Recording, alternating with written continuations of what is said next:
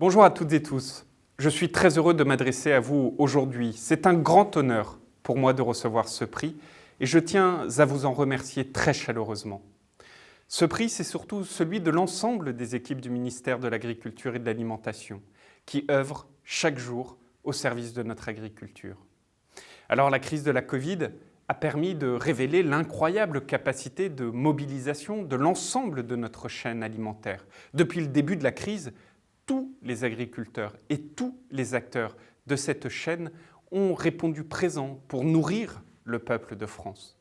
Mais cette crise, elle a aussi mis en lumière l'importance stratégique de regagner en souveraineté agroalimentaire. Cette question de souveraineté est d'autant plus importante pour un pays comme le nôtre, car notre modèle agricole solide, il est fondé sur le savoir-faire de nos agriculteurs et sur la qualité de nos productions. C'est cela qu'il nous faut renforcer. Les Français savent ce qu'ils doivent à leurs agriculteurs. En témoigne par exemple leur préférence pour les produits locaux qui s'est accrue avec la crise sanitaire ou leur sensibilité à l'origine des produits. C'est ce lien retrouvé qu'il nous faut désormais faire perdurer. Et vous avez raison, le monde agricole est confronté à une problématique de communication. Vous remarquerez d'ailleurs sur ce sujet que je ne parle jamais d'agribashing, parce que je pense au contraire qu'il faut être offensif sur ces sujets. Il faut être fier de ce que nous sommes et de ce que nous faisons. Cela passe évidemment par la communication. C'est indispensable de continuer à faire connaître le métier d'agriculteur et son importance pour chacun d'entre nous. C'est d'ailleurs pour cela que nous avons lancé par exemple la plateforme frailocal.fr en janvier dernier et qui rencontre un très grand succès. Elle permet d'aller acheter directement à la ferme et ce faisant d'engager un dialogue entre consommateurs et agriculteurs, un lien secret. C'est essentiel et c'est aussi pour cela que je crois autant au circuit court et à la vente directe. C'est également pour cela que nous lançons dans les tout prochains jours une grande campagne de communication voulue par certains depuis fort longtemps et qui contribuera à faire connaître les métiers de l'agriculture et les formations proposées par l'enseignement agricole au grand public. Elle permettra aussi de faire connaître les métiers de l'agroalimentaire. Elle sera dénommée « Entrepreneurs du vivant », rejoignez-les. Encore une fois, soyons fiers de montrer ce que nous faisons, car nous savons le faire avec l'une des meilleures productions, et notamment qualité, au monde. Vous parlez évidemment des écoles aujourd'hui. Vous avez tout à fait raison. C'est à l'école que tout se joue.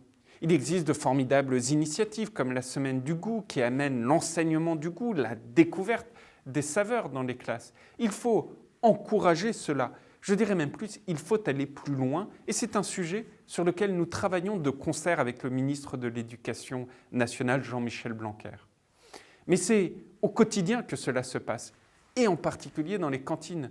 Alors ce gouvernement s'est engagé comme jamais pour accélérer l'approvisionnement en produits frais et en produits locaux dans les cantines.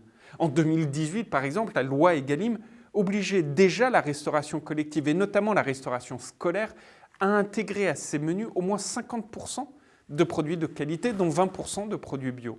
Cet objectif ambitieux sera encore renforcé par le projet de loi Climat et Résilience et étendu d'ailleurs à l'ensemble de la restauration collective, pas uniquement dans les écoles.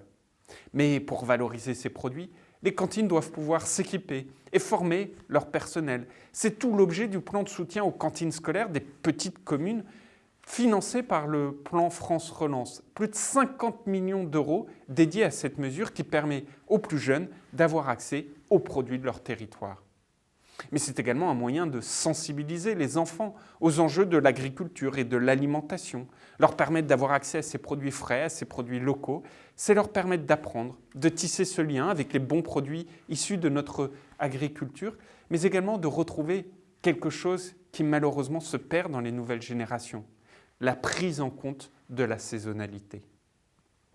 Alors, en tant que professionnel de la communication, vous avez également un rôle important à jouer. Je suis convaincu que la communication est centrale pour faire connaître aux Françaises, aux Français, les différentes pratiques et les enjeux auxquels font face nos différentes agricultures sur le territoire.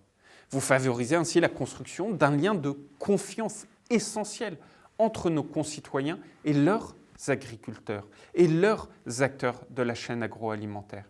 Et je voudrais vraiment saluer ce travail indispensable que vous réalisez quotidiennement au service de notre souveraineté agroalimentaire. Nos secteurs ont besoin de vous et de votre engagement. C'est une question absolument essentielle. Vous êtes des acteurs majeurs de cette valorisation, au final, de ce qui fait une part de notre identité, c'est-à-dire nos productions issues de nos territoires. Avant de conclure, je voudrais une nouvelle fois vous remercier. Vous remercier pour l'honneur que vous me faites par l'attribution de ce prix et pour votre engagement en faveur de nos secteurs. Je salue également l'ensemble des acteurs récompensés aujourd'hui qui œuvrent eux aussi au rayonnement de notre agriculture et au service de notre souveraineté agroalimentaire. Collectivement, continuons à le défendre. Je vous en remercie. À très bientôt.